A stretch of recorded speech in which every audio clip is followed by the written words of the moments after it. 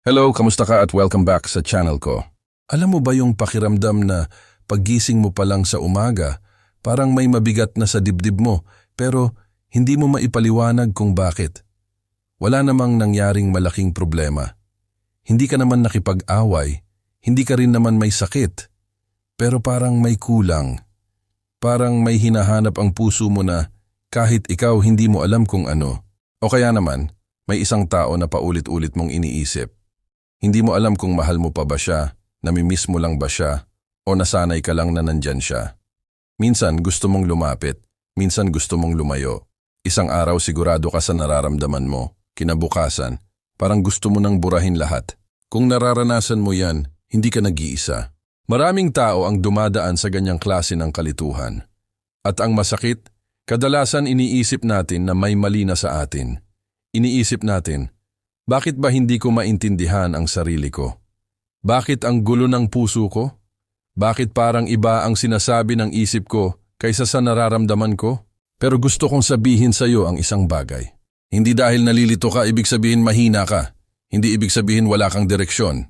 Minsan ang pagkalito ay senyalis lang na matagal mong hindi pinakinggan ang sarili mo. Kasi aminin natin, sa dami ng responsibilidad sa buhay, sa trabaho, sa pamilya, sa mga bayarin, sa mga expectations ng ibang tao, parang nasanay na tayong unahin ang lahat. Maliban sa sarili natin, kapag may kailangan ng pamilya, agad kang nandiyan. Kapag may problema ang kaibigan, ikaw ang takbuhan. Kapag may utos ang boss, ginagawa mo agad. Pero kailan mo huling tinanong ang sarili mo ng simpleng tanong na, kamusta na ba talaga ako? Hindi yung automatic na okay lang, yung totoong sagot. Kasi minsan ang okay lang, ang pinakamalaking kasinungalingan na sinasabi natin sa sarili natin. May kilala akong lalaki. Halos 20 anyos siyang nagtatrabaho. Hindi siya reklamador. Tahimik lang. Laging nakangiti. Akala ng lahat masaya siya. Pero isang araw habang nagkakape kami, bigla niyang sinabi, hindi ko na alam kung masaya pa ba ako sa buhay ko. Parang ginagawa ko na lang lahat dahil kailangan. Napaisip ako. Ilang tao kaya ang ganyan ngayon? Ngumingiti pero pagod na. Tumatawa pero malungkot. Kasama ang maraming tao pero pakiramdam nila, mag-isa pa rin sila. At ang nakakalungkot, hindi nila alam kung bakit. Alam mo kung bakit nangyayari niyan. Kasi hindi lahat ng nararamdaman ay agad nating naiintindihan. May emosyon na parang ulap. Hindi mo agad makikita ang hugis. Kailangan mo munang huminto para mapansin kung ano talaga ang nasa harap mo. Ganito rin ang puso. Kapag palagi kang abala, hindi mo maririnig ang sinasabi nito. Kapag palagi kang tumatakbo, hindi mo mapapansin kung saan ka talaga gustong dalhin ng buhay. May isang kasabihan na gustong-gusto ko. Sobrang ingay ng mundo kaya hindi na marinig ng tao ang sariling kaluluwa. At totoo yan. Sa bawat scroll natin sa social media, may opinyon ng lahat. May nagsasabing lumaban ka. May nagsasabing sumuko ka na.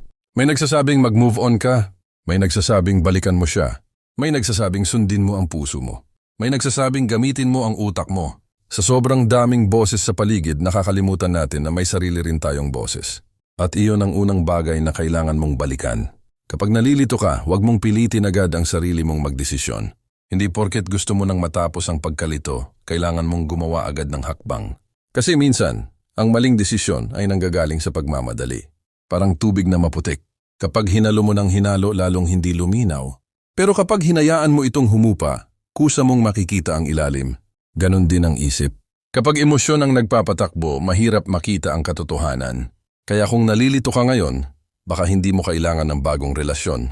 Baka hindi mo kailangan ng bagong trabaho. Baka hindi mo kailangan ng bagong lugar. Baka ang kailangan mo lang ay ilang sandali ng katahimikan. Yung walang pressure, walang kailangang patunayan. Walang kailangang i-impress. Ikaw lang at ang sarili mo. Kasi doon nagsisimulang luminaw ang maraming bagay. May isa pang bagay na gusto kong tandaan mo. Hindi lahat ng nararamdaman mo ay kailangang aksyonan agad. Halimbawa, galit ka ngayon. Hindi ibig sabihin kailangan mong magsalita agad. Malungkot ka ngayon. Hindi ibig sabihin wala ng pag-asa. Namimiss mo ang isang tao. Hindi ibig sabihin siya na talaga ang para sa'yo. Minsan ang namimiss natin ay hindi ang tao, kundi ang pakiramdam noong mga panahong masaya pa tayo. Malaking magkaiba ang dalawang iyon. At kapag hindi mo natutunang paghiwalayin ang emosyon at katotohanan, paulit-ulit kang maliligaw. Isipin mo ang isang bata na umiiyak dahil gusto niyang kumain ng puro candy. Bilang matanda, alam mong hindi iyon makakabuti sa kanya. Hindi dahil gusto niya, ibig sabihin tama na. Ganito rin tayo bilang adults. Hindi lahat ng gusto ng puso natin ay makakabuti sa atin. At hindi lahat ng masakit ay dapat nating iwasan. Minsan, ang sakit ang nagtuturo sa atin kung ano talaga ang mahalaga. Kaya sa susunod na maramdaman mong nalilito ka, huwag mo agad husgahan ang sarili mo. Huwag mong sabihing mahina ka. Huwag mong isipin na sira ka na. Sa halip, tanungin mo ang sarili mo ng dahan-dahan. Ano ba talaga ang sinusubukang sabihin ng nararamdaman kong ito? Dahil kadalasan ang emosyon ay parang liham. Hindi siya ang mensahe. Siya lang ang sobre. At ang tunay na mensahe, kailangan mong buksan ng may pasensya bago mo maintindihan. May napansin ka ba, kapag sobrang emotional tayo, parang gusto nating magkaroon agad ng kasagutan. Gusto nating malaman agad kung tama ba ang ginagawa natin.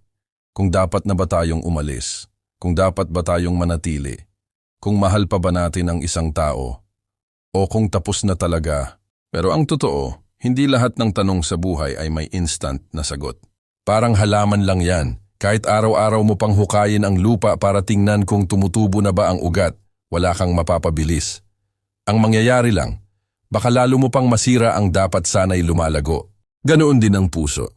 Minsan kailangan nitong mapag-isa. Kailangan nitong huminga. Kailangan nitong maramdaman ang bawat emosyon ng hindi minamadali. Alam mo kung ano ang isa sa pinakamalaking dahilan kung bakit nalilito ang maraming tao? Pinipilit nilang takasan ang nararamdaman nila. Kapag nasasaktan, agad naghahanap ng distraction. Kapag nalulungkot, agad nagsuscroll ng ilang oras sa social media.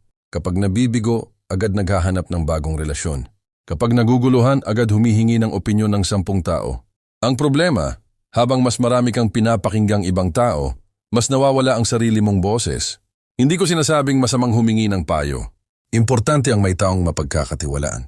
Pero tandaan mo ito, ang advice ng ibang tao ay galing sa karanasan nila. Ang desisyon mo ay dapat manggaling sa buhay mo. Magkaiba yon. May isang babae na kilala ko. Halos lahat ng desisyon niya itinatanong muna sa pamilya, sa kaibigan, kahit sa kapitbahay minsan. Hanggang isang araw sinabi niya sa akin, parang hindi ko na alam kung ano ba talaga ang gusto ko. Napangiti ako at sinabi ko, paano mo malalaman ang gusto mo kung buong buhay mo gusto ng iba ang sinusunod mo? Minsan hindi ka nalilito dahil mahirap ang sitwasyon. Nalilito ka dahil masyado kang nakatingin sa direksyon ng ibang tao. May mga tao kasing maagang nag-asawa. May yumaman agad. May nakapag-abroad. May nakapagpatayo ng bahay. May masayang pamilya. Tapos mapapatingin ka sa sarili mo at sasabihin mo, bakit ako parang wala pa ring direksyon? Pero isipin mo ito, kapag nasa expressway ang isang sasakyan at ikaw ay nasa provincial road, hindi ibig sabihin na mali ang dinadaanan mo. Magkaiba lang kayo ng destinasyon. Napakarami sa atin ang nalilito hindi dahil hindi natin alam ang gusto natin, kundi dahil ikinukumpara natin ang timeline natin sa timeline ng iba. At habang ginagawa mo yon, lalo kang mawawala. Isa pa sa mga dahilan ng pagkalito ay ang takot. Takot magkamali. Takot masaktan. Takot magsimula ulit. Takot mawalan. Kaya minsan, kahit alam mo na ang tamang gawin, hindi mo pa rin ginagawa. Hindi dahil hindi mo alam, kundi dahil natatakot ka. Isipin mo ang isang ibon. Darating ang panahon na kailangan niyang tumalon palabas ng pugad. Sigurado ba siyang kaya niyang lumipad? Hindi. May kaba rin iyon. Pero kung hindi siya tatalon, habang buhay siyang mananatili roon. Ganito rin tayo. May mga pagkakataon na ang kalituhan ay hindi nawawala hanggat hindi ka kumikilos. Hindi mo malalaman kung tama ang isang desisyon kung hindi mo ito haharapin ng may tapang. Hindi ibig sabihin na magiging madali. Pero mas mabuti ng matuto kaysa habang buhay kang puro what if. Isa pa gusto kong sabihin sa iyo na huwag mong ikahiya kung minsan ay kailangan mong magpahinga. Sa panahon ngayon parang kasalanan na ang huminto. Kapag nagpapahinga ka, sasabihin ng iba, tamad ka. Kapag hindi ka agad sumasagot, sasabihin nila nagbago ka. Kapag pinili mong manahimik, iisipin nilang may problema ka. Pero alam mo ba, hindi lahat ng katahimikan ay lungkot. Minsan, ang katahimikan ay paraan ng puso para ayusin ang sarili nito. Parang cellphone lang. Kahit gaano ka mahal kapag hindi mo chinarge, mamamatay din ang battery. Ikaw pa kaya? Hindi ka makina. Napapagod ka rin. Nasasaktan ka rin. Nalilito ka rin. At wala kang dapat ikahiya roon. Sa totoo lang, ang mga taong laging nagpapanggap na matatag ang kadalasang unang bumibigay kapag hindi na nila kaya. Mas matapang ang taong marunong umamin na. Sandali lang, kailangan ko munang ayusin ang sarili ko. Isa pang mahalagang bagay, kapag nalilito ka, tingnan mo ang kapayapaan ng puso mo, hindi lang ang saya. Magkaiba kasi ang saya at kapayapaan. Ang saya, mabilis dumating at mabilis ding mawala. Parang bagong cellphone, parang bagong kotse, parang bagong relasyon. Masaya sa umpisa, pero kapag nasanay ka na, babalik ulit ang tanong. Masaya ba talaga ako? Samantalang ang kapayapaan, iba iyon. Kahit hindi perpekto ang sitwasyon, may tahimik kang paniniwala na nasa tamang direksyon ka. At iyon ang mas mahalagang hanapin. Kaya kung nalilito ka ngayon, huwag mong tanungin lang ang sarili mo kung ano ang nagpapasaya sa'yo. Tanungin mo rin ito. Saang desisyon ba ako mas magiging payapa kahit hindi ito ang pinakamadaling piliin? Dahil kadalasan, ang tamang landas ay hindi ang pinakamadaling tahakin.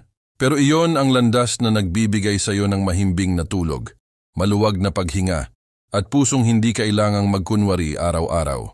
At may isa pang bagay na madalas nating nakakalimutan kapag nalilito tayo. Hindi lahat ng nararamdaman mo ngayon ay permanenteng katotohanan. Isipin mo ang panahon. May araw na sobrang init. May araw na halos hindi tumigil ang ulan. Pero alam nating lahat na walang panahon ang nananatili habang buhay. Ganon din ang emosyon. May mga araw na pakiramdam mo, kaya mong harapin ang buong mundo. Tapos kinabukasan, gusto mo lang magkulong sa kwarto at walang kausapin. Hindi ibig sabihin na nagbago ang pagkatao mo. Ibig sabihin lang tao ka. At bilang tao, normal lang na magkaroon ng mga panahong hindi malinaw ang lahat. Ang mahalaga, huwag mong gawing permanenteng desisyon ang pansamantalang emosyon. Maraming relasyon ang nasira dahil sa isang gabing galit.